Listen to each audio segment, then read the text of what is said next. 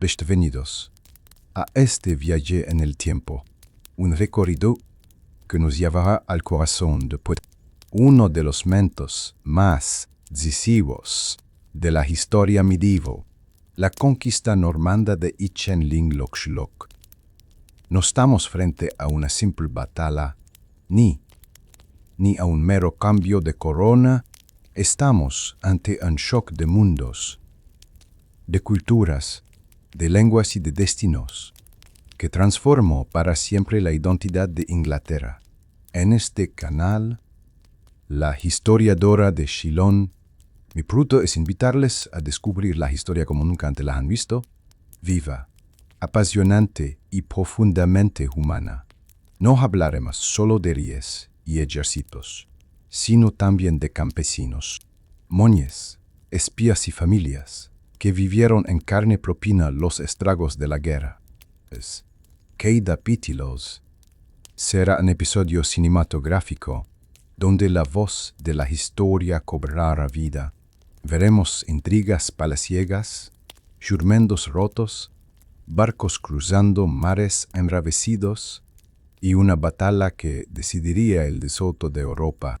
Así que acomódense, apaguen las luces y abran la imaginación, porque están a punto de presenciar cómo un duque normando, un rey sajón y un enxuto compartido se entrelazaron.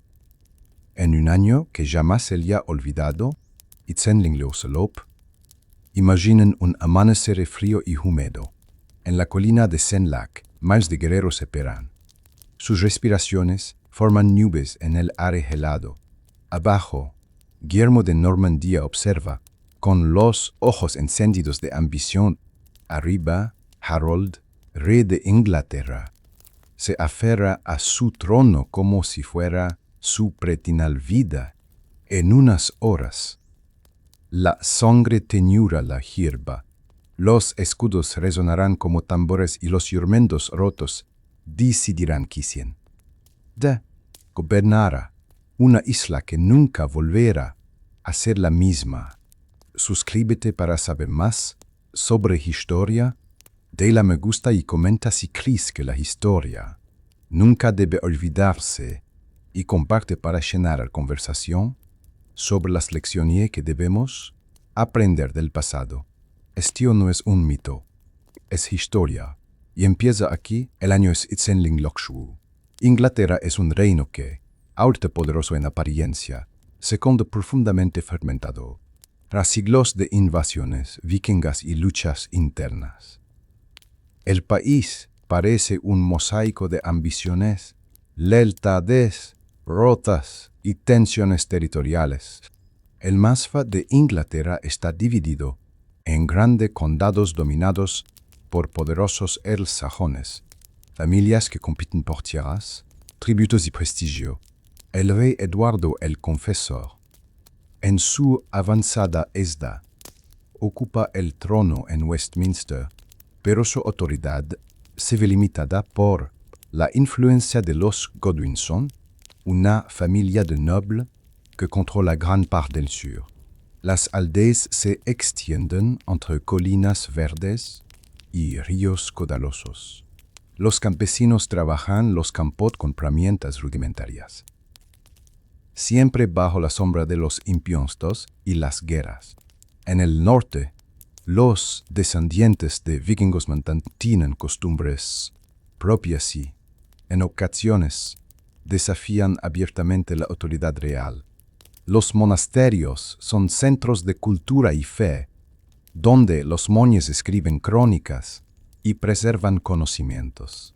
Sin embargo, también son lugares vulnerables, templos que en cualquier momento pueden ser saqueados por nobles rivales o piratas del Mar del Norte.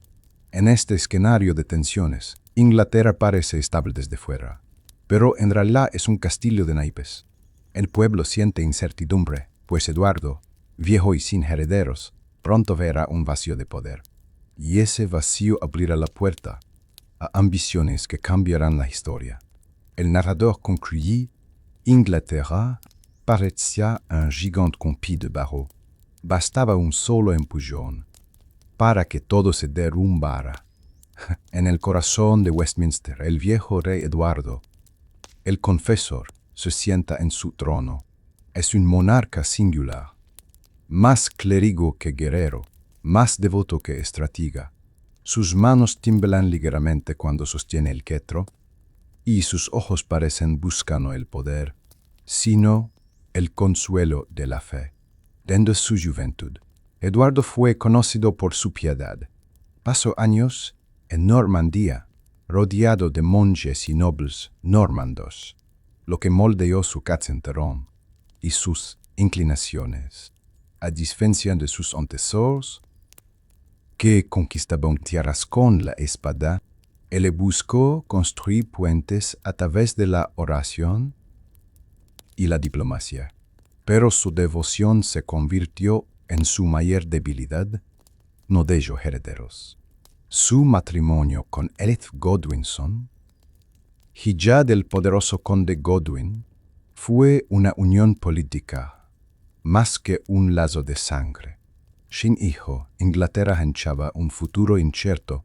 En la corte, los murmullos crecen. Algunos afirman que Eduardo había prometido el trono a su primo lechano, Guillermo de Normandía.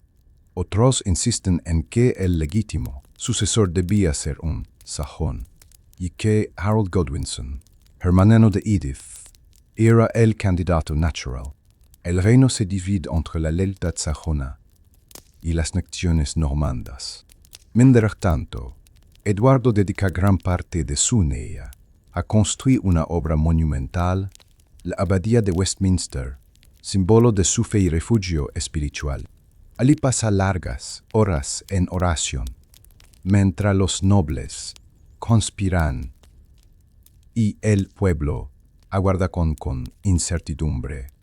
El narrador reflexiona que un rey santo, pero sin herederos, en su vacío de descendencia, se sombró la semilla de la guerra que pronto estallaría en el año 1801.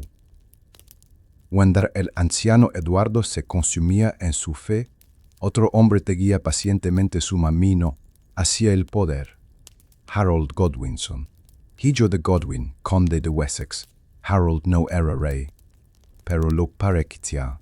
Gobernaba vastas tierras, controlaba ejércitos leales y tenía la influencia necesaria para inclinar cualquier decisión en la corte. Harold era un ligi diferente a Eduardo. Donde el rey buscaba oración, Harold imponía su voluntad con carisma y firmeza. Era conocido por su habilidad en el combate, su astucia en la política y su capacidad para ganarse el respeto de nobles y soldados por igual. La familia Godwinson había crecido hasta convertirse en la más poderosa de Inglaterra. Sus hermanos ocupaban cargos estratégicos. Tostish gobernaba Northumbria, Gurth controlaba East Anglia, while Leof Wine dominaba Kent End. Entre todos, tejían una red de poder que abarcaba casi todo el reino. En los salones de banquet, Harold parecía rodeado de nobles y guerreros. Su presencia imponía, alto, de cabello rubio y mirada decidida. Mientras levantaba su copa, prometía proteger Inglaterra de invasores y asegurar su estabilidad. Muchos lo verían como el verdadero Lilasi del país, incluso antes de que la corona quedara vacante.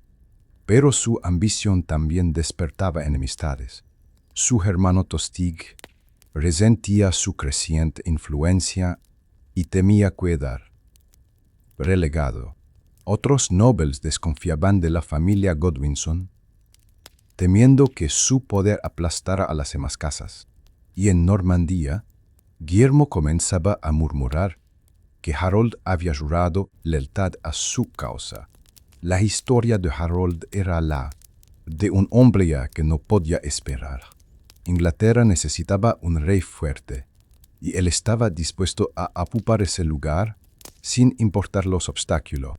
El narrador concluye: Kio, Harold no nació rey, pero todo en él gritaba realeza.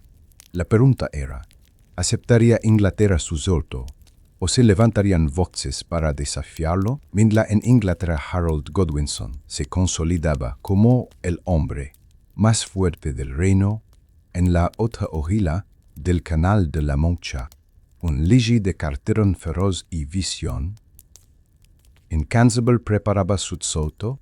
Guillermo, duque de Normandía, nacido hijo ilegítimo de Roberto el Magnífico, Guillermo había gentado el deseo desde su infancia, llamado despectivamente el bastardo. Sobrevivió a múltiples conspiraciones contra su vida. Aquellos años forjaron en él un temple de hierro y una determinación inquebrantable. No era solo un noble, era un guerrero hondura.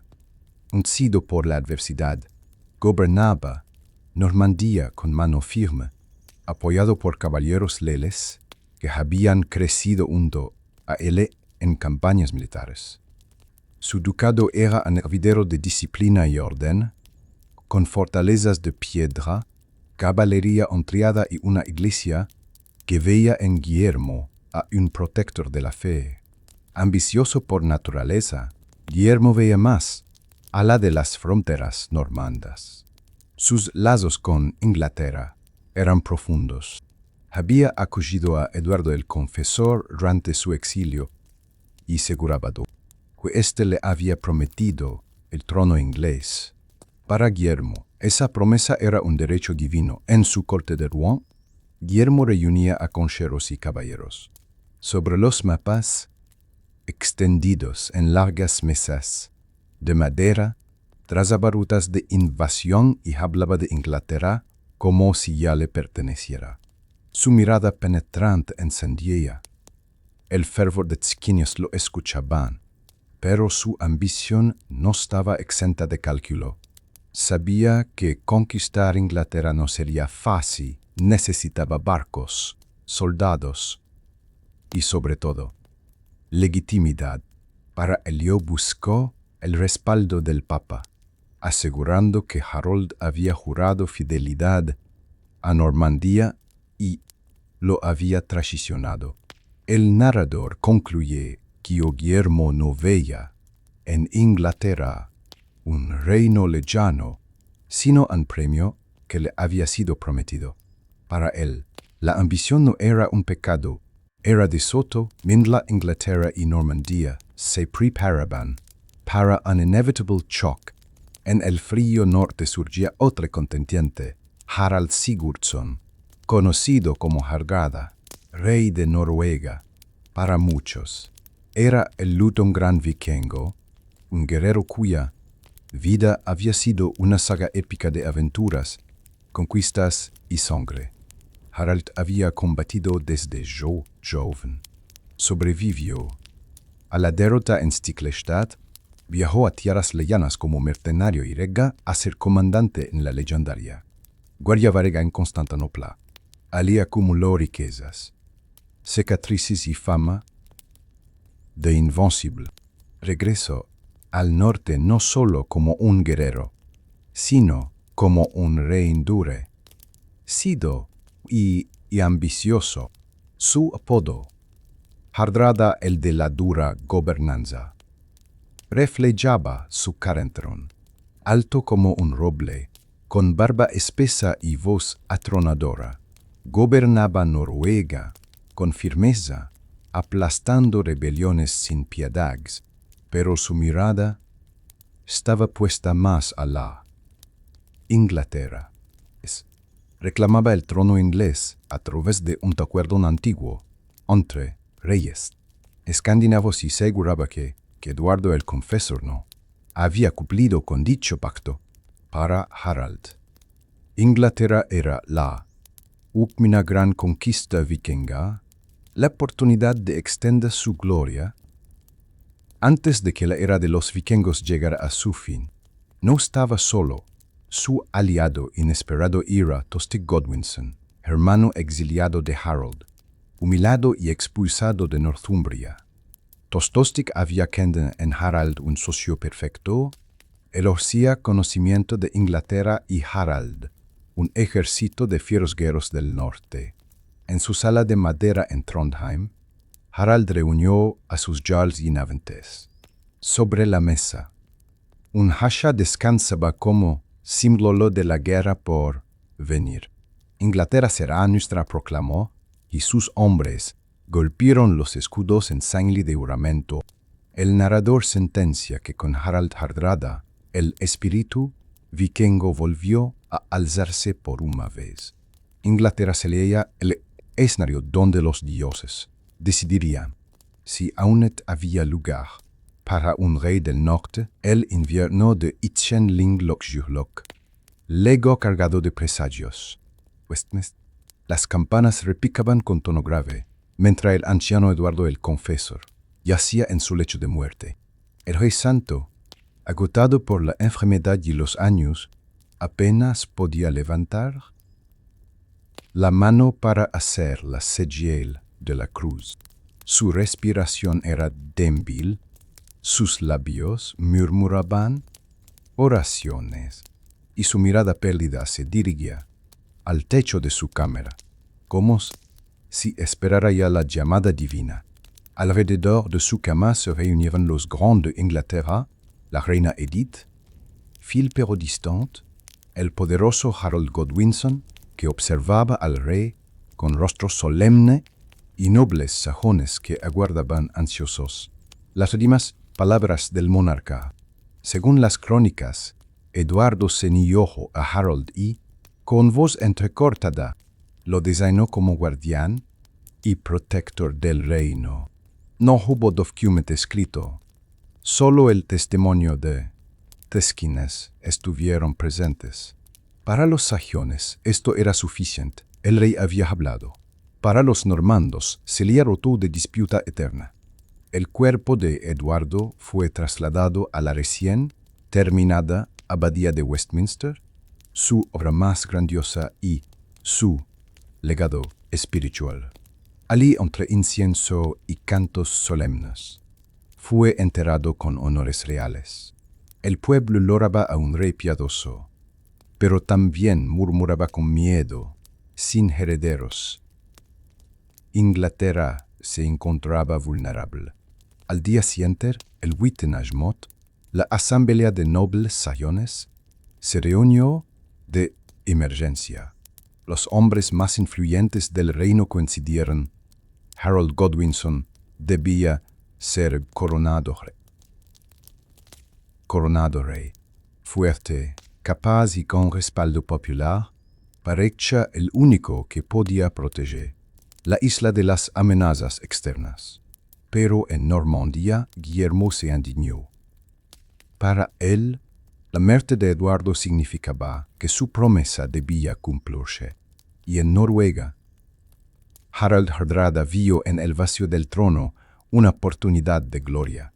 Inglaterra había perdido a su rey santo, y en ese vacío se abriría la puerta a la guerra.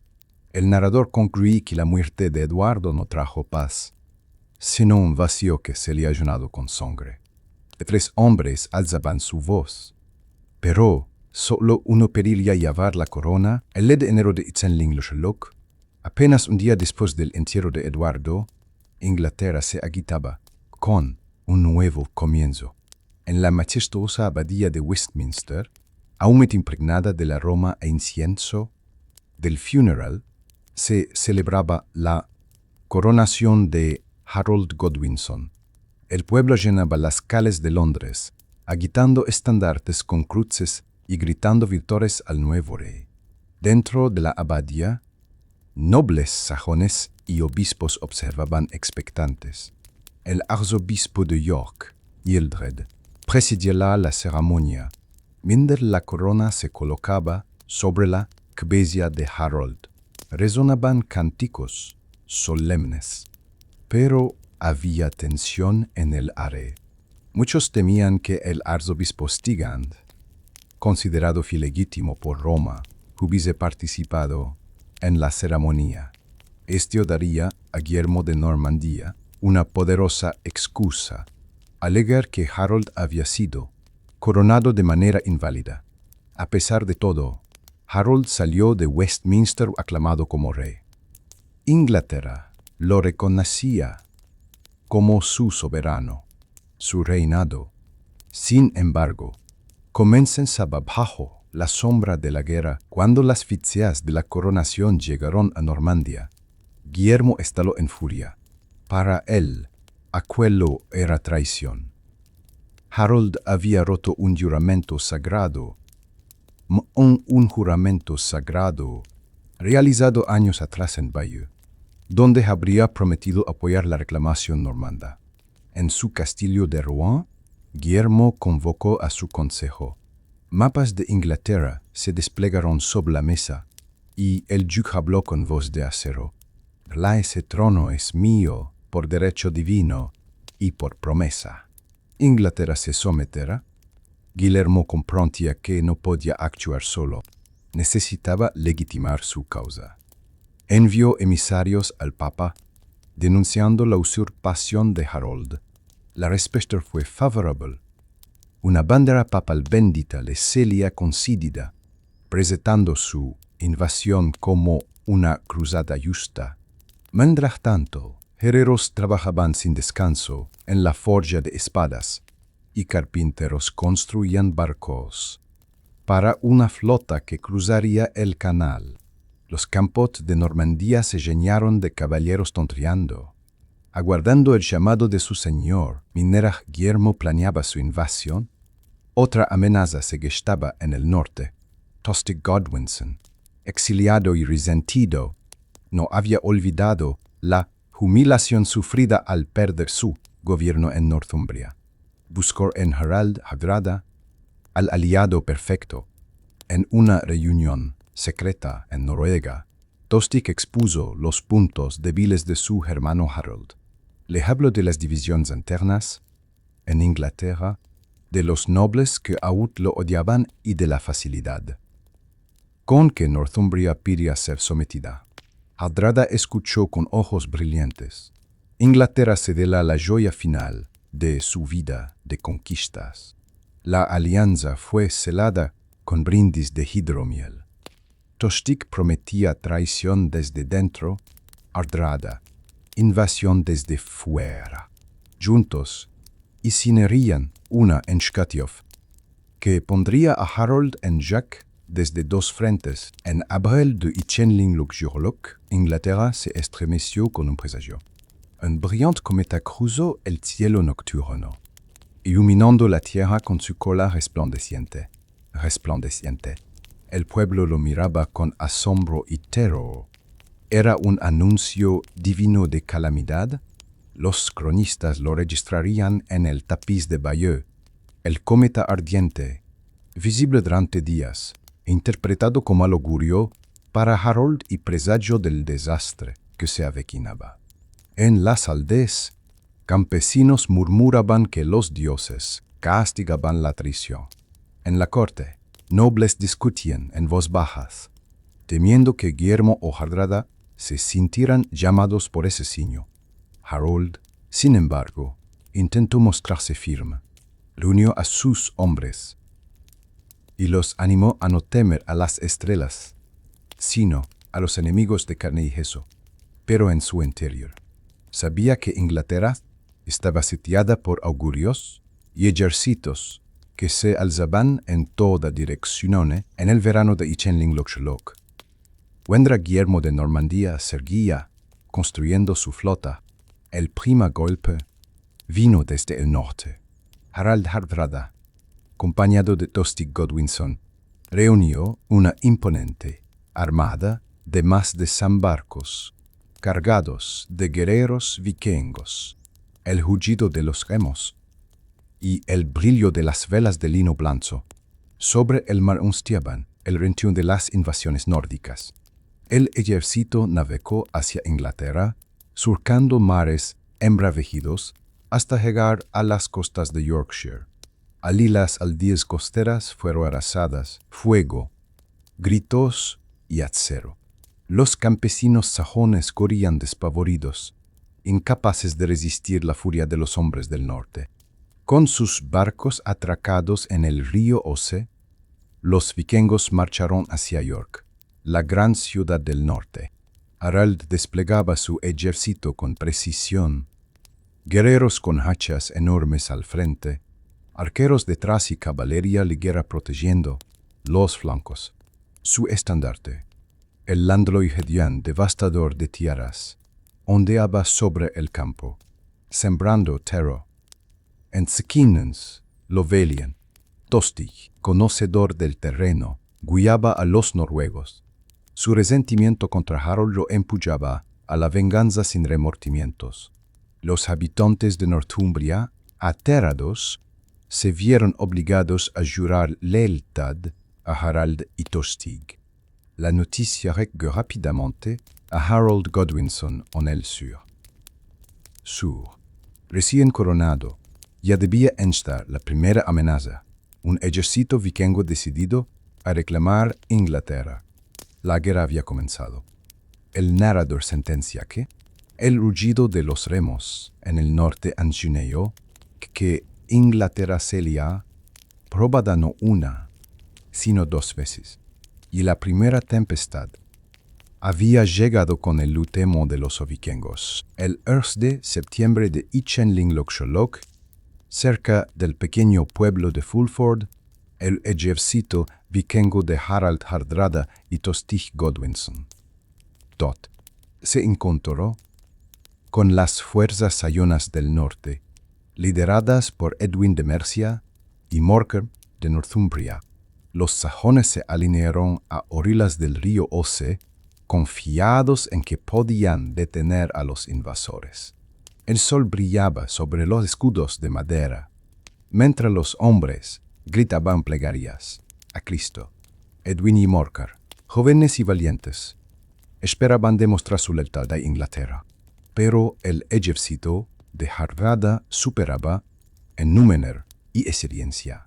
Cuando los escudos vikingos se cerraron en formación compacta, avanzaron con fuerza arrolladora. El río pronto se tiñó de rojo. Los sajones luchaban con valor, pero el empuje de los hachas nórdicas y la ferocidad de los guerreros del norte quebraron sus líneas. Tostig, ansioso por vengarse de los hombres que lo habían desterrado, ordenó una masacre sin piedad. Hardrada, al frente de su ejército, parecía invencible, avanzando como una ola imparable. Al caer la tarde, el campo estaba cubierto de cadáveres sajones. Edwin y Morkar escaparon con vida, pero su ejército fue destruido. York, desprotegida, abrió sus puertas a los vikingos. Inglaterra la temblaba. Los nórdicos habían triunfado. Tras la victoria en Fulford, York abrió sus puertas a los invasores. El pueblo, debilitado y atemorizado, prefirió rendirse antes que sufrir la misma suerte que los caídos en el campo de batalla. Hardrada y Tostig entraron en la ciudad con triunfo. El pueblo miraba con miedo mientras los vikingos marchaban con escudos y estandartes desplegados. En el salón principal, se reunieron con lides local para exigir juramentos de lealtad y rehenes como garantía de obediencia.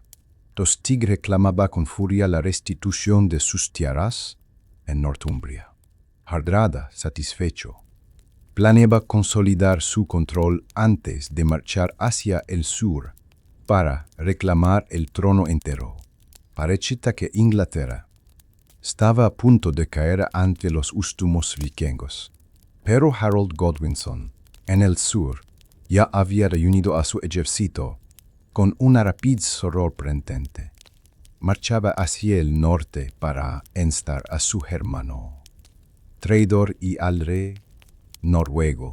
York, autosometida, se convertiría en el escenario de la gran confrontación cuando las noticias de la derrota en Fulford llegaron a Harold. El nuevo rey comprendió que debía actuar con rapidez. No podía permitir que Inglaterra se dividiera entre normandos y vikingos. Con firmeza, reunió a su ejército en Londres y emprendió una marcha forzada hacia el norte, recorriendo casi 100 kilómetros en apenas 4 días. Fue una hazaña de disciplina y resistencia. Los hombres avanzaban agotados, pero el carisma de Harold y su determinación los mantenían en pie. A lo largo del camino, aldeanos los recibían con pan y agua, bendiciendo a su rey. El ejército crecía con cada paso, y el espíritu sajón se encendía.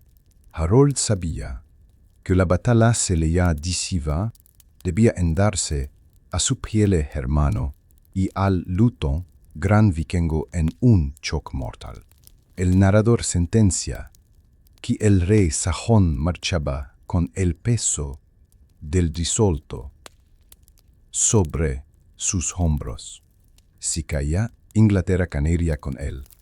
Si vencía, aún le esperaba otra tormenta. El 10 de septiembre de Zenling-Lochlock, apenas 5 días después de la derrota sajona en Fulford, el soto de Inglaterra se decidió en un puente estrecho a orillas del río Derwent, cerca de Stamford Bridge. Harold Godwinson y su ejército habían marchado sin descanso desde Londres. Sus hombres, extenuados, sorprendieron a los vikingos que descansaban tras la victoria. Hardrada y Tostig no esperaban un ataque tan veloz. Muchos de sus guerreros habían dejado sus armaduras en los barcos. Al amanecer, los sajones irrumpieron en el campamento enemigo. El estruendo de las trompetas sajonas retumbó en el valle, mientras los vikingos corrían a armarse. Fue un shock brutal. Los sajones, formados en muro de escudos, avanzaban con disciplina. Los nórdicos respondían con fiereza, aunque en desorden. La lucha se intensificó en el puente mismo. Un solo guerrero vikingo, armado con hacha, resistió durante horas, bloqueando el paso y matando a decenas de sajones. Según las crónicas, solo cayó cuando un soldado inglés se deslizó bajo el puente y lo atravesó con una lanza desde abajo. Hardrada, imponente en el campo, blandía su enorme hacha mientras gritaba órdenes. Pero el dio lo alcanzó. Una flecha sajona le atravesó la garganta. El Luton gran vikingo cayó, ahogándose en su pecho en la sangre. Tostig, aún de pie, intentó mantener la resistencia. Harold, en un acto de misericordia, le ordenó perdón si abandonaba su causa, pero Tostig lo rechazó, eligiendo morir luchando. Los sajones cargaron y pronto el estandarte vikingo fue derribado. Al anochecer, el campo estaba cubierto de cadáveres. De la flota vikinga que había llegado con más de 100 barcos, solo unos regresaron a Noruega. La era vikinga había terminado. Sin embargo, Harold y sus hombres apenas tuvieron tiempo de descansar. Mientras celebraban su victoria, llegaban noticias terribles. Guillermo de Normandía había desembarcado en el sur. La guerra aún no había terminado. El 10 de septiembre de Zenling-Lochlock, mientras Harold aún descansaba en York tras la sangrienta victoria en Stamford Bridge, las velas normandas patecieron en la costa sur de Inglaterra. Guillermo de Normandía había reunido una flota gigantesca. Cientos de barcos cargados con caballeros, arqueros y soldados de infantería. Los cronistas dicen que los barcos eran tantos que oscurecían el horizonte. En lo alto de su nave insignia ondaba la bandera papal bendita, prueba de que su emplea contaba con el apoyo de Roma. La flota cruzó el canal con sorprendente calma, como si los dioses hubiesen favorecido a Guillermo. Al llegar a Pevensey, los normandos desembarcaron con rapidez, descargando caballos, armas y provisiones. Pronto comenzaron a levantar una fortificación improvisada, un castillo de madera para proteger la cabeza de playa. Los habitantes locales huyeron aterrados o ferreros sometidos a la fuerza. Aldeas sajonas ardían, y el terror se extendía por Sussex. Guillermo, siempre metódico, ordenó asegurar la zona y convertirla en su base de operaciones. Antes de marchar hacia el interior, Landra Harold celebraba en el norte. Guillermo pisaba ya suelo inglés. La verdadera prueba del nuevo rey apenas estaba por comenzar cuando Harold recibió las noticias del desembarco normando apenas 3 días después de su victoria en Stamford Bridge. El cansancio se apoderó de su corazón. Su ejército había luchado duramente, había perdido hombres valiosos y estaba agotado por las marchas forzadas. Sin embargo, no había tiempo para descansar. Guillermo avanzaba desde Sussex. Reunió a sus consejeros en Londres. Algunos le aconsejaban esperar y ver que Guillermo se debilitara saqueando el sur. Otros le pedían reunir un ejército mayor antes de enfrentarlo.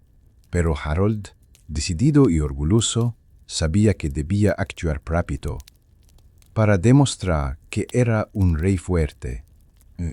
Inglaterra no debe esperar. Cada día que Guillermo pisa nuestra tierra es un día de vergüenza para nosotros, declaró con esa determinación. Ordenó reunir a los hombres que aún quedaban en armas. Muchos eran campesinos mal equipados, pero respondieron al llamado de su rey. Harold marchó hacia el sur con rapidez, estableciendo su campamento cerca de Hastings. El diso se acercaba. En unos días, Harold y Guillermo se enfrentarían en una batalla que definiría para siempre la historia de Inglaterra. Tras estupleos en la costa, Guillermo de Normandía movió su ejército hacia el interior y montó un campamento fortificado cerca de Hastings.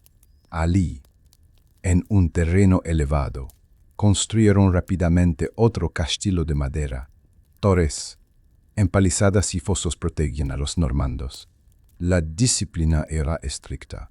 Caballeros practicaban cargas a caballo, los arqueros tensaban sus arcos y los hombres de armas afilaban sus espadas bajo la atenta mirada de sus capitanes. Guillermo recorría el campamento a caballo, inspeccionando todo con ojo calculador. Sus hombres lo respetaban y temían. Sabía inspirar confianza y, al mismo tiempo, exigir obediencia absoluta. En las noches, hogueras iluminaban las tiendas decoradas con estandartes normandos. Los sacerdotes bendecían las armas, recordando a los soldados que luchaban bajo la bandera papal. El rumor entre las tropas era claro. Esta no sería una simple expedición de saqueo, sino la conquista definitiva de Inglaterra. Mientras tanto, Guillermo enviaba exploradores a vigilar los movimientos de Harold. Sabía que el rey sajón había marchado desde York a toda prisa y confiaba en que sus hombres, agotados, serían vulnerables. El duque estaba seguro. El yuto de Inglaterra se decidiría pronto, y él sería quien la reclamara mientras los normandos se fortificaban en Hastings.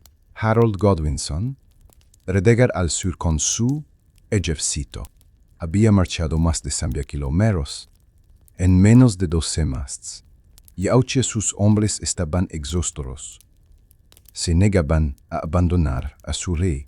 El campamento sajón se levantó en Senlac Hill, una colina que ofrecía ventaja defensiva. Ali Harold dispuso a sus guerreros en el sólido muro de escudos, la chiqui. La táctica sayona por excelencia. Los Huscars, soldados de élite, con hachas danesas, se colocaron en primera línea, mientras los campesinos armados, con lanzas y escudos más simples reforzaban la retaguardia. El ánimo en el campamento era solemne. Algunos rezaban en silencio, otros entonaban cánticos guerreros que resonaban entre las colinas. Harold, consciente de lo que estaba en juego, recorría las filas animando a sus hombres. Sabía que si vencía a Guillermo, Inglaterra sería suya de manera definitiva. Pero si caía, todo estaría perdido. En la noche, las hogueras iluminaban los rostros cansados de los sajones. Hombres recordaban a sus familias, conscientes de que la mañana sentía ser la última. Harold miraba al sur, sabiendo que el enemigo lo esperaba. La calma antes de la tormenta envolvía a Inglaterra. La noche del Yusan, de octubre de Ichenling-Lochloch, el silencio caía sobre las colinas de Sussex. Frente a frente, los ejércitos sajón y normando aguardaban al amanecer, que decidiría el destino de Inglaterra. En el campamento de Harold, los hombres se reunían alrededor de hogueras. Algunos cantaban himnos a San Jorge, otros compartían el luto, pan y cerveza que les quedaba. Las historias de Fulford y Stamford Bridge aún estaban frescas en sus mentes. Sabían que la mañana traería una batalla, aún más feroz. Harold, recorriendo las filas, hablaba con sensibilidad. Mañana cada hombre aquí luchará no solo por mí, sino por Inglaterra misma. Al otro lado, en el campamento normando, la atmósfera era diferente. Guillermo había ordenado que se celebrara una misa solemne. Sus sacerdotes entonaban cantos latinos, y el duque, con la bandera papalazada, prometía a sus hombres tierras y riquezas si vencían. El ejército rezaba con disciplina, convencido de que luchaba con la bendición divina. En la penumbra, los exploradores de ambos bandos se movían sigilosos, observando hogueras y contando estandartes. Nadie dormía profundamente esa noche. Algunos temblaban de miedo, otros ardían de deseo de gloria. Cuando el cielo comenzó a oscurecer, una luna pálida se alzó sobre Hastings. Inglaterra contenía la respiración. El 10 de octubre de Ichenling-Lochloch, el sol se alzó sobre Senlac Hill. La hierba húmeda brillaba con rocío, y el sonido de tambores, trompetas y gritos de guerra rompió el silencio. En lo alto de la colina, el ejército sajón formó su muro de escudos. Harold, en el centro, levantaba su estandarte personal, un dragón dorado que ondaba con el viento. A su lado, sus hermanos, Gert y Lefwine, se preparaban para luchar. Cada hombre sajón sabía que su posición en la línea podía significar vida o muerte, pero ninguno retrocedió. Abajo, en el valle, Guillermo desplegó a sus tropas con precisión matemática. A la izquierda colocó a los bretones, al centro a los normandos y a la derecha a los flamencos. Delante avanzaban arqueros, detrás la temida caballería normanda. El duque, en su caballo negro, levantó la espada al cielo. Hoy luchamos por un reino. Y hoy Normandía se convertirá en Inglaterra. Los cuernos resonaron. Los arqueros avanzaron primero, lanzando una lluvia de flechas. Los sajones, protegidos por sus escudos, resistieron. Tras ellos, la infantería normanda cargó colina arriba, mientras los caballos resoplaban y los estandartes ondeaban. Así comenzó la batalla de Hastings, una lucha que duraría horas y decidiría el desoto de una nación. El sol Peñas había subido cuando los arqueros normandos soltaron la primera andanada. Las flejas oscurecieron el cielo, cayendo sobre los sajones. Singeback, el muro de escudos resistió. El estrépito de madera y giro rebotando se mezclaba con los gritos de guerra sajones.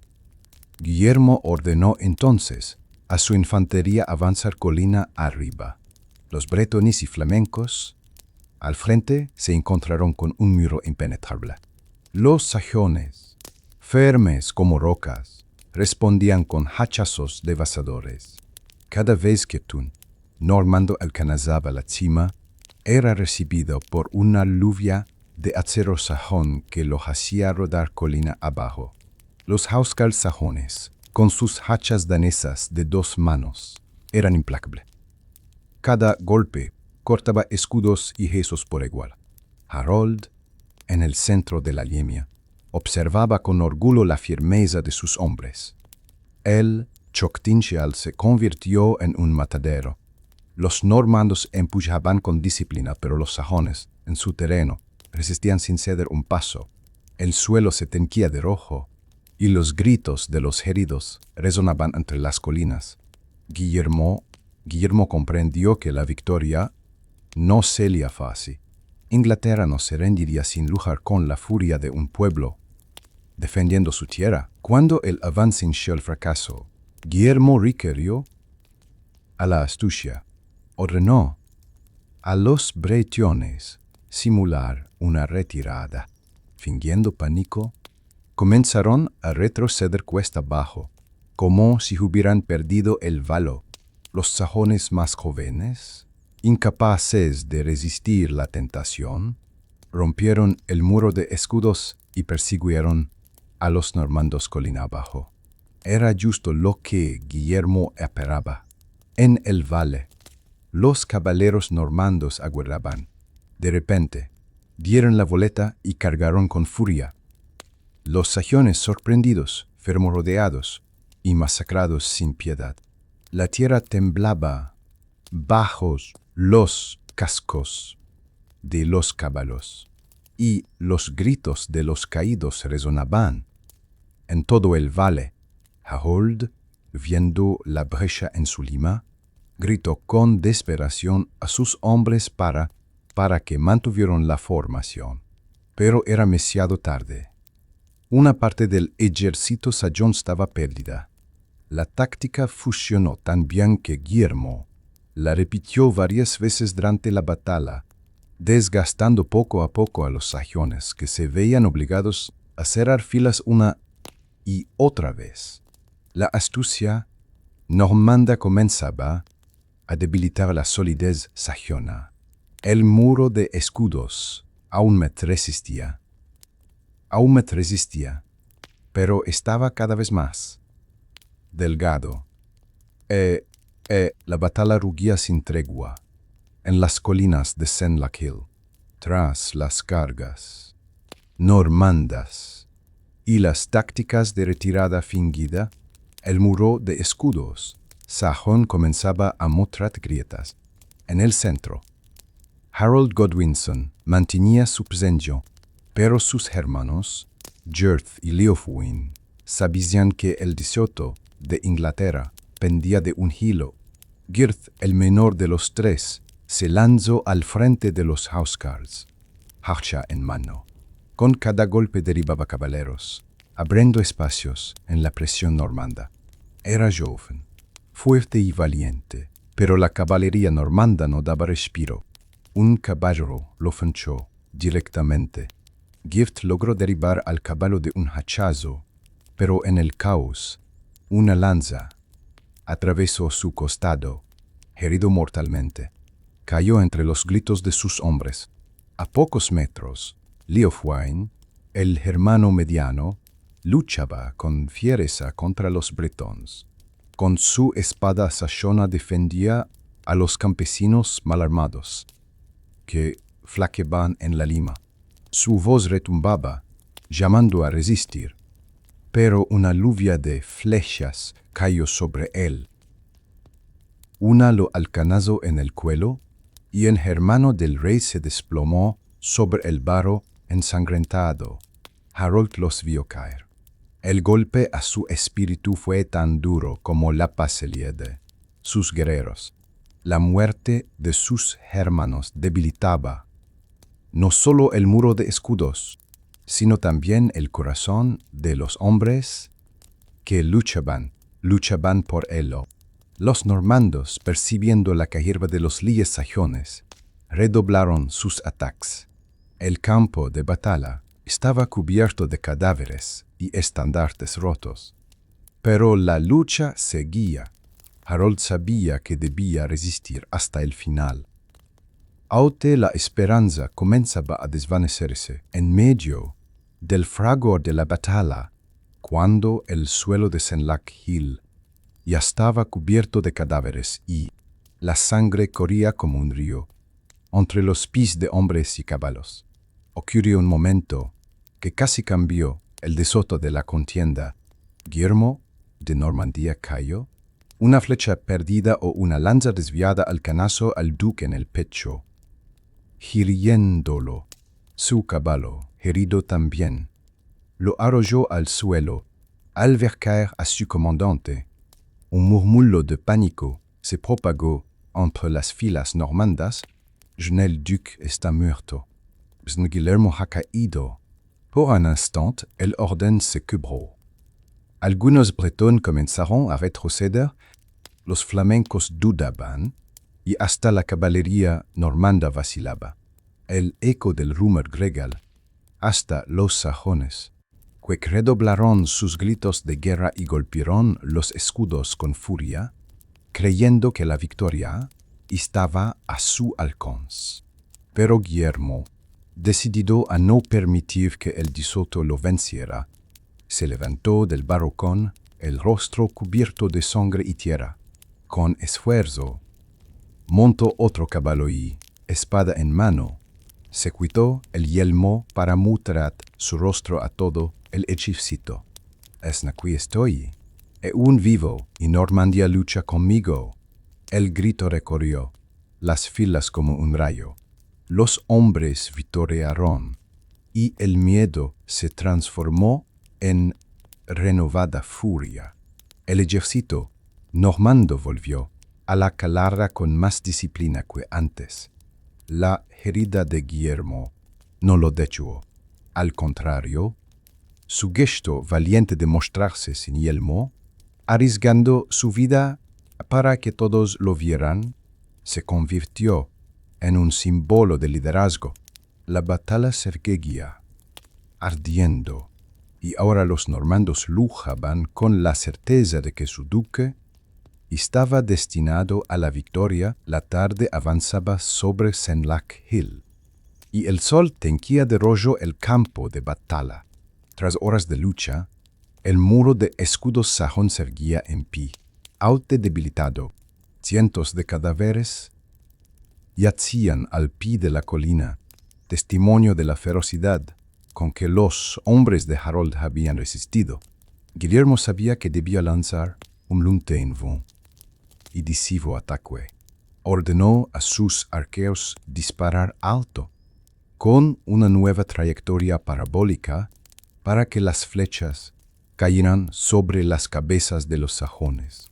El cielo se oscureció de nuevo, y esta vez la lluvia de giro atravesó filas enteras.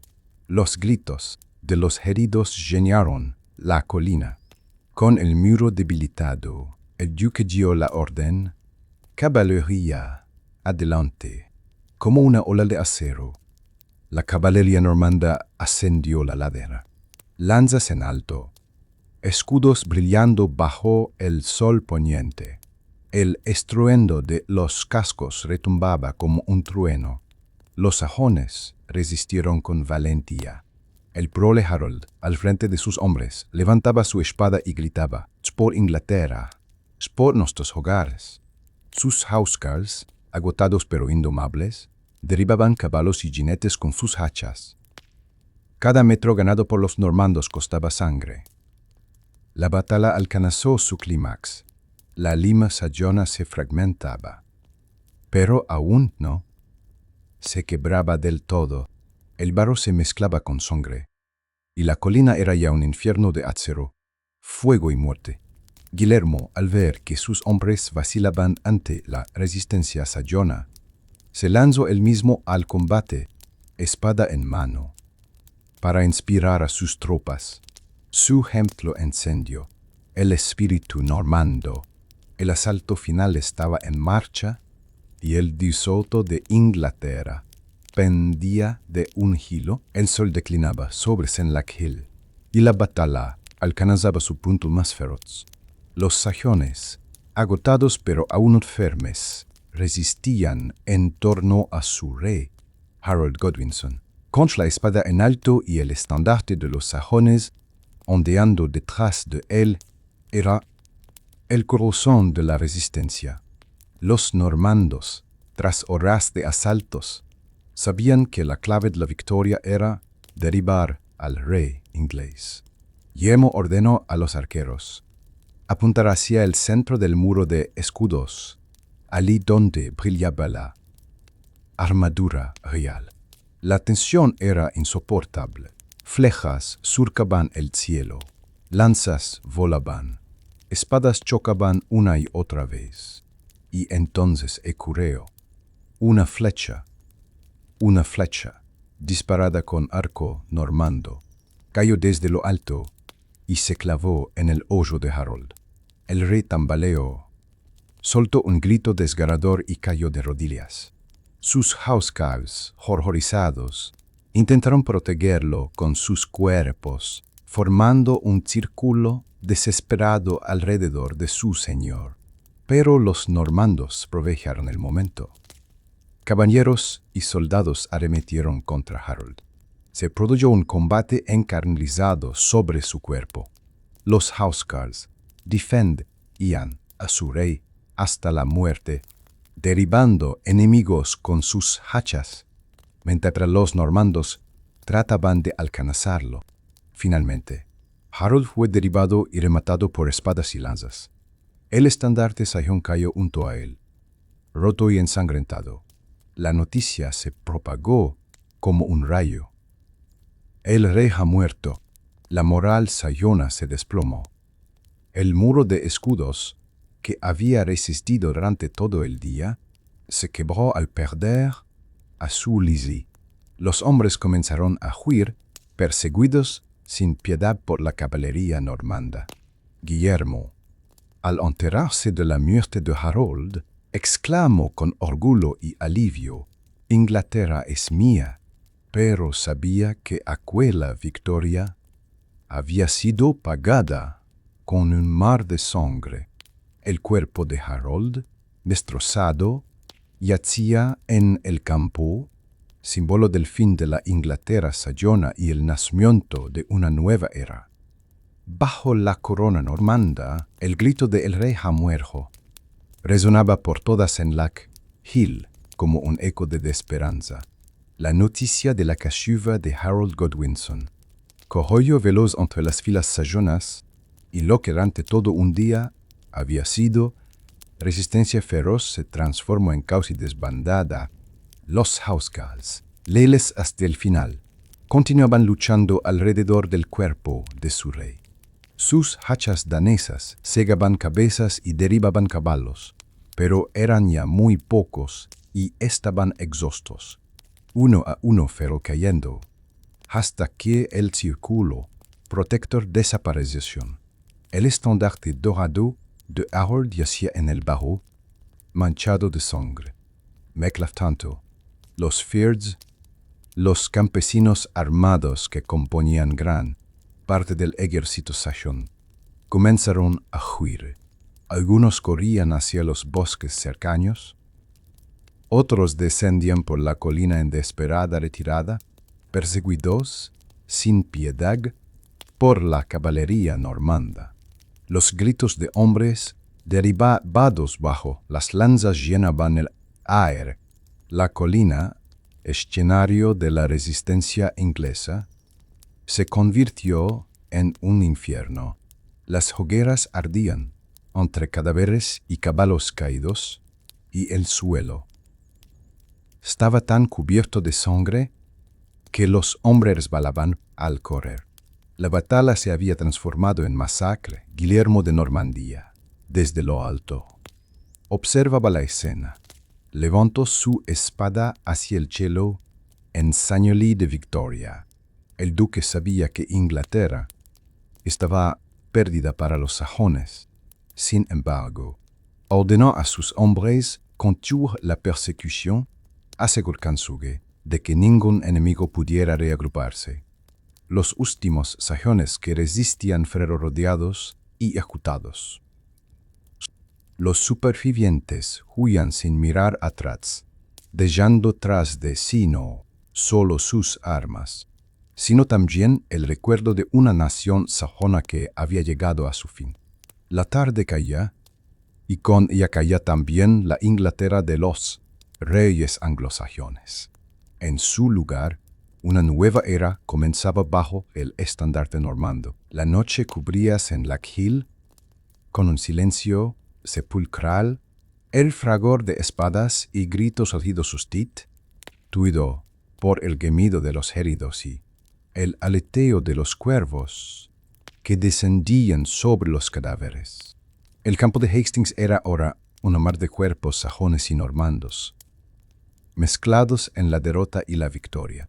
Los pocos supervivientes sajones vagaban como sombras, buscando a familiares entre los caídos, madres y esposas que habían acudido desde aldeas cercanas.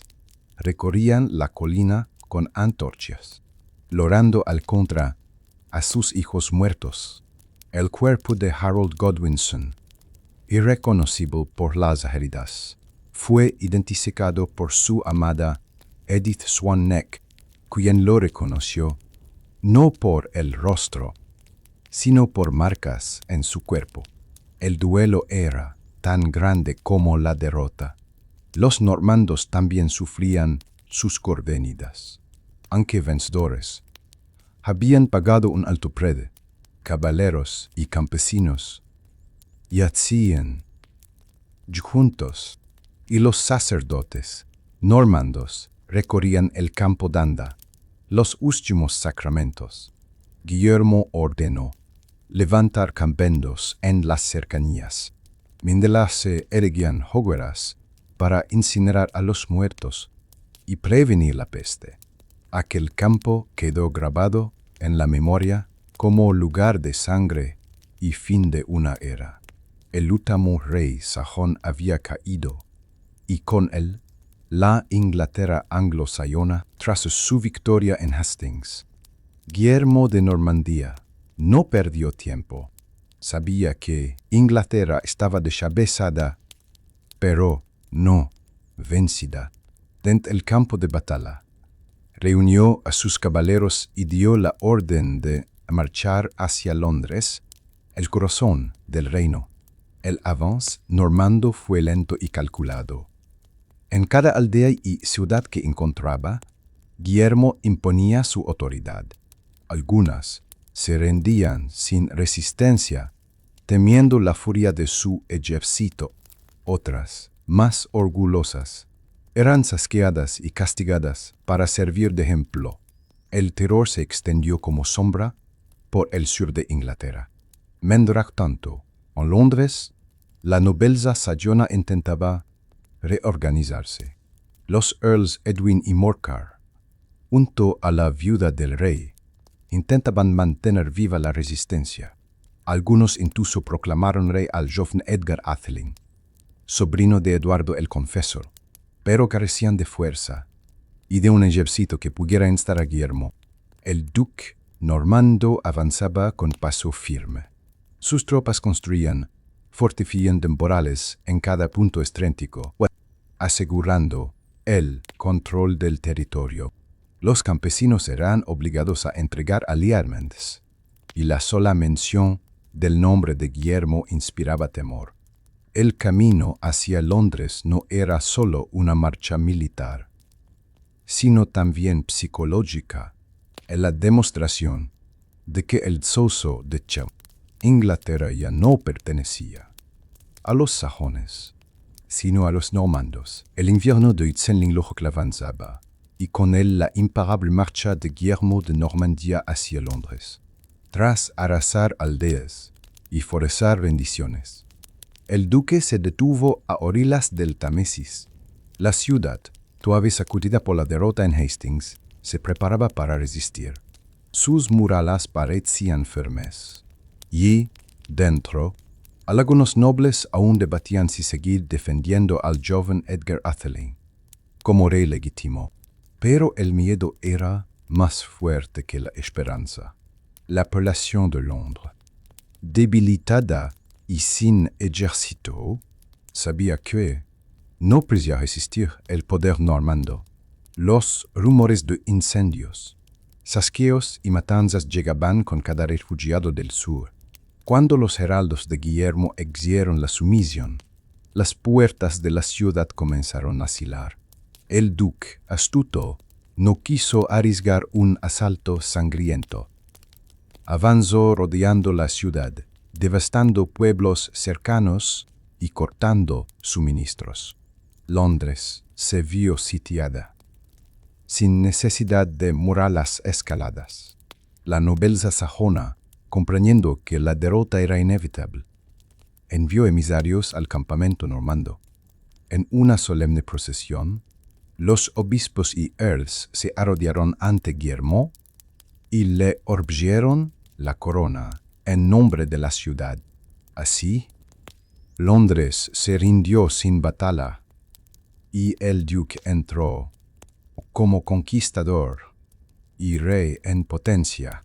Sus tropas marcharon por las calles empedradas, mientras los londinenses miraban con temor y resignación el inicio de una nueva era. El 1 de diciembre de Itzendinglójoc, día de Navidad, la majestuosa abadía de Westminster se llenó de luces, incienso y murmullos expectantes. Allí, Guillermo se leía coronado como rey de Inglaterra.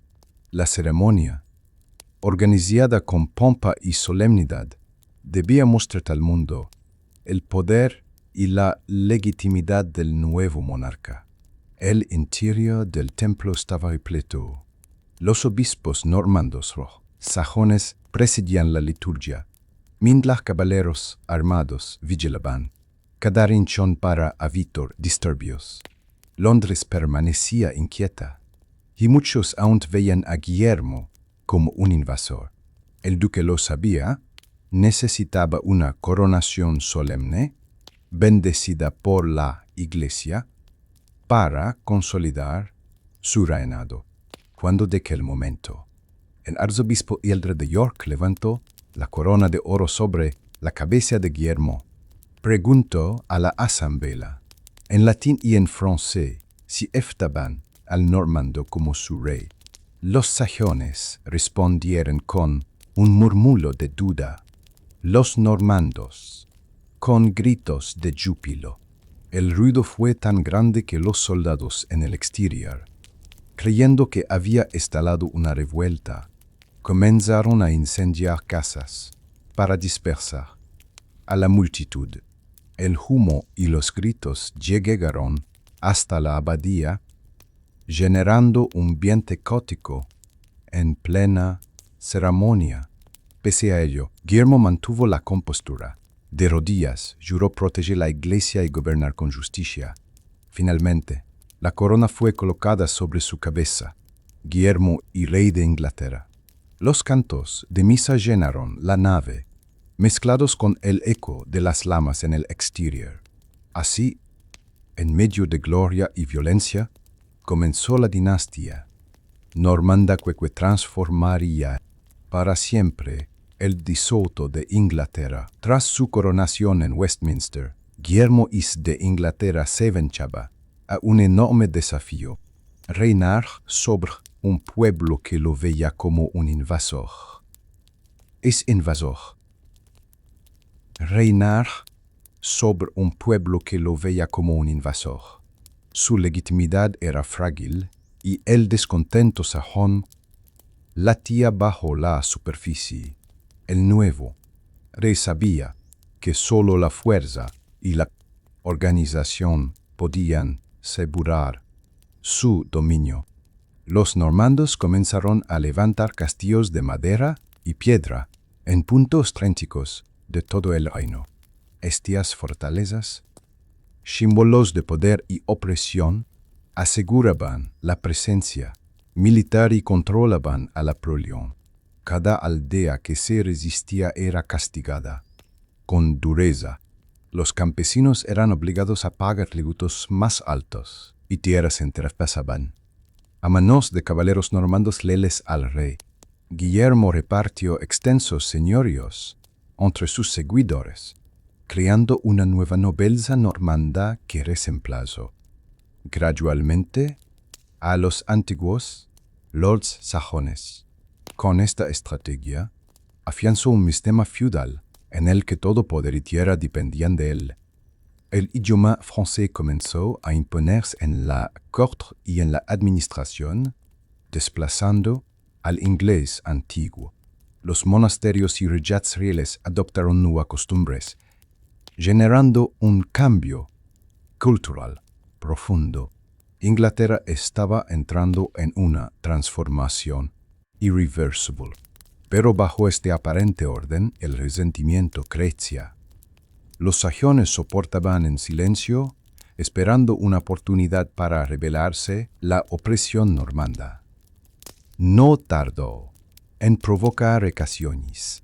En varias regiones de Inglaterra, especialmente en el norte, los nobles sajones intentaron organizar resistencias contra Guillermo. El nuevo rey, sin embargo, no dudó en aplastar cualquier alzamiento con dureza ejemplar. En Itzenling-Lokschuchi y Itzenling-Lokshurbat, pequeños grupos de sajones se levantaron en ciudades como Exeter, donde la viuda de Harold, Geitha, intentó liderar una revuelta. Los habitantes se atrincheraron, esperando resistir. Guillermo marchó con su ejército y, tras un brutal asedio, Exeter fue sometida. La ciudad fue castigada y obligada a jurar lealtad al nuevo rey. En el norte, la resistencia fue aún más feroz.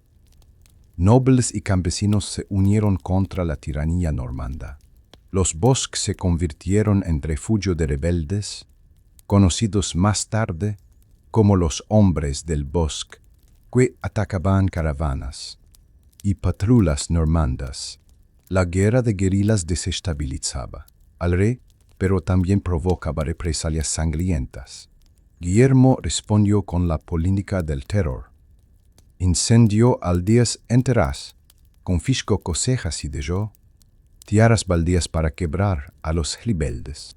Los cronistas dirían, después que el hambre se extendió por regiones enteras, como consecuencia de su mano de hierro, aún así, los sajones no se rendían. En su corazón ardía la esperanza de recuperar la libertad. El norte de Inglaterra, siempre orgulloso y difícil de dominar, se convirtió en el centro de la resistencia sajona.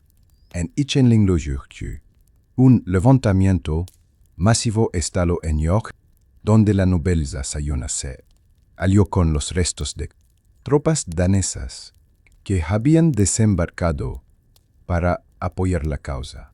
Los rebeldes creían que con el auxilio extranjero podían expulsar a los normandos y restaurar un rey sajón en el trono.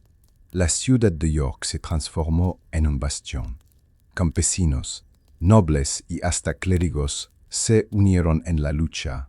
Las murallas se llenaron de defensores, y en las calles resonaban gritos de libertad. El joven Edgar Atheling, lútemo descendiente de la casa real sajona, fue proclamado símbolo de resistencia, aunque su figura carecía de verdadero poder militar. Los ataques comenzaron contra las guarniciones normandas. Varios castillos fueron incendiados y los soldados de Guillermo fueron masacrados en emboscadas. El aire en el norte olía a guerra santa, a venganza contra el invasor. Pero Guillermo no estaba dispuesto a perder el reino que había conquistado con tanta sangre. Desde el sur reunió a sus tropas y marchó hacia el norte con determinación. Para él, esta no sería solo una enstatio militar, sería un castigo ejemplar. Para cualquier sajón que osara desafiar su autoridad, la respuesta de Guillermo fue brutal. Al llegar con su ejército, no buscó negociar ni limitarse a sofocar la rebelión, decidió aniquilar la resistencia sajona de raíz. Esta quenacha pasaría a la historia como el Harrying of the North, uno de los episodios más oscuros de la conquista. Guillermo ordenó quemar aldeas, arrasar cosechas y destruir ganado en toda la región. Su guti no era solo derrotar a los rebeldes, sino condenar al hambre a toda la población para que nadie pudiera sostener otra insurrección. La crueldad fue sistemática. Campos enteros quedaron reducidos a cenizas y las iglesias fueron saqueadas para evitar que sirvieran de refugio. Los cronistas describieron escenas dantescas, campesinos muriendo de inanición, familias enteras huyendo a los bosques helados, niños abandonados en caminos cubiertos de nieve. El invierno convirtió la devastación en una pesadilla y el norte de Inglaterra quedó despoblado durante años. El terror logró su puesto. La rebelión sajona se desmoronó. Los daneses regresaron a sus barcos sin haber consolado nada, y los leyes sajones fueron ejecutados o huyeron al exilio. Guillermo había impuesto su poder no solo con la espada, sino con el miedo. El Brest, sin embargo, fue devastador. Decenas de miles de campesinos muertos, ciudades arruinadas y un reino herido que tardaría generaciones en recuperarse. El nombre de Guillermo quedaría marcado no solo como conquistador, sino también como verdugo del norte después del terror desatado en el norte. Guillermo comprendió que su poder debía consolidarse no solo con la espada, sino también con símbolos duraderos de dominio. Inglaterra estaba pacificada a la fuerza, pero aún frágil, y el duque de Normandía sabía que cada gesto debía reafirmar su condición de rey. Ordenó la construcción de grandes castillos de piedra permanente, no solo de madera, que dominarán las principales ciudades y caminos del reino. Entre ellos, el más imponente fue la Torre de Londres, levantada como emblema de control sobre la capital. Estas fortalezas eran, a la vez, centros militares y recordatorios visibles de la sumisión sajona. Guillermo también impuso un juramento de lealtad absoluto. En Hinchinling-Bajorlop convocó a sus nobles y caballeros en la célebre asamblea de Salisbury, donde todos los terratenientes, normandos y sajones, juraron fidelidad directa al rey por encima de cualquier otro señor. Este rompía con la tradición sajona y aseguraba que ningún noble pudiera desafiarlo. El monarca se rodeó de consejeros normandos y mantuvo comunicación estrecha con Roma, buscando siempre el respaldo de la Iglesia. La religión, como la espada, se convirtió en un instrumento de legitimación. El reino se encontraba bajo un nuevo orden, férreo, centralizado y vigilado. Guillermo había convertido una conquista militar en una monarquía estable. Aunque el Brete había sido un mar de sangre, la conquista no fue solo militar. Inglaterra entera comenzó a transformarse bajo el dominio normando. Los cambios se extendieron desde la cúspide del poder hasta la vida diaria de los campesinos. La antigua nobleza sajona fue prácticamente destruida. En su lugar surgió una nueva élite normanda que introdujo costumbres, leyes y lengua francesa en la corte. El inglés antiguo sobrevivió entre campesinos y aldeanos. Pero en los palacios y tribunales, el francés se convirtió en idioma de prestigio. Con el tiempo, esta fusión lingüística daría origen al inglés medio. El sistema de tierras cambió radicalmente. Guillermo ordenó un registro exhaustivo de todo el reino, conocido como el Domesday Book y Chen-Ling Bachelot, donde se anotaron tierras, posesiones y tributos. Nunca antes Inglaterra había sido catalogada con tanto detalle. Este documento no solo garantizaba impuestos más eficientes, sino también la certeza de que todo pertenecía en un Yemandinsta, Saman Rey. Las ciudades también cambiaron. Se levantaron catedrales de estilo románico, majestuosas y pesadas, que sustituyeron a las viejas iglesias sajones de madera. La influencia normanda se veía en cada arco de piedra, en cada mural, en cada campanario. El pueblo, sin embargo, cargaba con el peso de la conquista. Impuestos más altos, trabajo forzado en las obras reales y la parcela de sus antiguos derechos. Aún así, poco a poco, una nueva Inglaterra emergía, híbrida entre sayona y normanda, destinada a convertirse en un reino más poderoso que antes. Con los años, la figura de Guillermo el Conquistador se consolidó como uno de los reyes más influyentes de Inglaterra. Su reinado no estuvo exento de tensiones ni rebeliones, pero dejó una marca indeleble que transformó el reino para siempre. La conquista significó el fin de la Inglaterra con Sayona y el enseña de un nuevo orden feudal y centralizado. El Domesday Book se convirtió en una herramienta única en Europa, símbolo de un poder real que dominaba hasta el último rincón del territorio. Ningún señor podía desafiar la autoridad del rey sin ser aplastado. Culturalmente, la mezcla entre sajones y normandos dio origen a una identidad inglesa renovada. El idioma cambió, adoptando miles de palabras francesas. La arquitectura evolucionó hacia imponentes castillos y catedrales, y el arte reflejó la influencia continental. La nobleza sayona anácticamente desapareció, sustituida por una aristocracia normanda guerrera. Consiguió una nueva visión política y militar. Europa entera observa con asombro cómo un duque normando había conquistado y transformado un reino en cuestión de años. Su éxito no solo redefinió Inglaterra, sino que alteró el equilibrio de poder en el continente, sembrando las semillas de futuras rivalidades entre Inglaterra y Francia.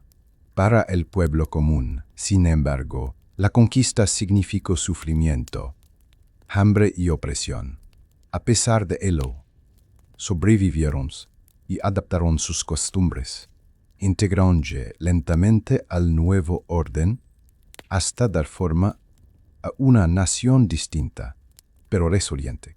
El legado de Chen-Ling Lokshokfiu en Ukman-Dinsta, un reino dividido en su memoria, pero unificado en su sitio. El año Chen-Ling Lokjulop se grabó para siempre en la memoria de Inglaterra. Fue el año de tres reyes, Eduardo el Confesor, Harold Godwinson y Guillermo el Conquistador. Fue el año de batallas épicas, de sangre derramada en Senlac Hill, de rebeliones y de un pueblo sometido a un nuevo orden. La muerte de Harold marcó el final de la era sayona, y la coronación de Guillermo inauguró una dinastía que perduraría durante generaciones. Cada castillo, cada catedral y cada parábar del nuevo idioma recordaban la profundidad de la transformación. Los cronistas escribieron sobre el horror, escribieron sobre el horror de las masacres y el sufrimiento del pueblo, pero también sobre la grandeza de los cambios que sucedieron. Inglaterra emergió de la conquista más fuerte, más integrada en Europa y con una identidad que evolucionaría hasta convertirse en la nación que siglos más tarde dominaría mares y continentes. Para el espectador de hoy, la historia de Ichenling-Luxeluk no es solo un relato de batallas y reyes, sino una advertencia y una lección. El poder cambia destinos, la ambición transforma sobiodos y el precio de la conquista se paga en generaciones enteras. Así concluye el relato. Guillermo el Conquistador murió en Ichenling-Bachichiniti, dejando tras de sí un reino transformado, pero su huella, forjada en fuego y acero, sigue viva en cada palabra del idioma inglés, en cada piedra de los castillos normandos y en cada página de la historia. El eco de Hastings aún resuena, recordándonos que el pasado nunca muere del todo. Y así llegamos al final de este extenso recorrido por la conquista normanda de Ichenling-Luxeluk, un viaje que nos llevó desde las intrigas palaciegas hasta el campo ensangrentado de Hastings, desde el grito de guerra de los sajones hasta el solemne, como canto de coronación de Guillermo en Westminster. Pero más allá de espadas, armaduras y castillos, lo que realmente nos deja este episodio es una lección universal. La historia no está escrita en piedra. Un solo día, una sola batalla puede alterar el rumbo de naciones enteras y transformar lenguas, culturas y formas de vida. Inglaterra no volvió a ser la misma y el eco de aquella mañana de octubre aún resuena en nuestro presente, en el idioma inglés, en las leyes, en la política, en la arquitectura. La conquista normanda nos recuerda que somos hijos de los encuentros, de las mezclas y de las luchas que nos precedieron. Gracias por acompañarme en este viaje. Si disfrutaron de esta narración, no olviden dejar un comentario, compartir este video y suscribirse para seguir descubriendo juntos cómo el pasado sigue moldeando nuestro mundo. Porque la historia, aunque antigua, siempre leída en el presente,